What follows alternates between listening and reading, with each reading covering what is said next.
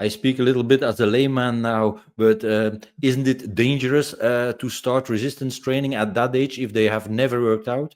Maybe their bones are a bit more brittle. I don't know. Yeah. I'm going to say I think it's dangerous not to. Right. So you have, we have, 50-cent word sarcopenia, right? So that's kind of age related or, wasting of muscle. It's going to happen, right? So if you're, and there's different data on this too. When does it actually start? I think sort of it depends upon, what you've been doing for your whole life. But sometime in your, 40s or so, maybe a little past there, you're going to start losing a percentage of muscle year over year. And it's interesting. It kind of correlates even with the, with the hormone drop too, right? So, maybe it's somewhere like a, 1% of your muscle mass per year or so, maybe a 0.5% in those early younger years, then accelerating more as you get into your 60s plus.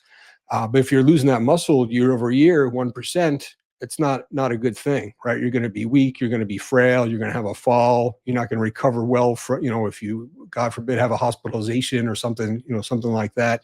And there's even a threshold, the sarcopenic disability threshold. You lose about 20 to 30% of your total baseline muscle mass. And that's about where people are impaired. Right now, they can't walk well. They can't get up off the floor. If they fall, they're not going to be able to prevent themselves from falling. So if you do some math there, if you're losing 1% per year, you're looking at that 20 or 30 years to get to that point where now you can't do anything. You're not going to be able to function. You're going to get hurt.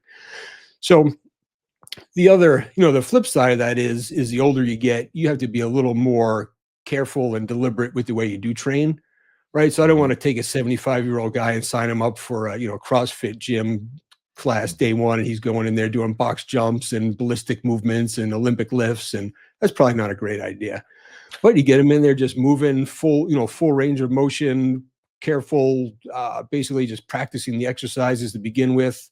They're going to get some real good, newbie gains, just like the 20-year-old who's the first time in the gym. They're going to get some good muscle growth out of it. I think, their joints and bones are actually going to feel better for it. Now there's some blood flow getting in there. We're getting things moving, end up with some reduced pain and definitely some better function.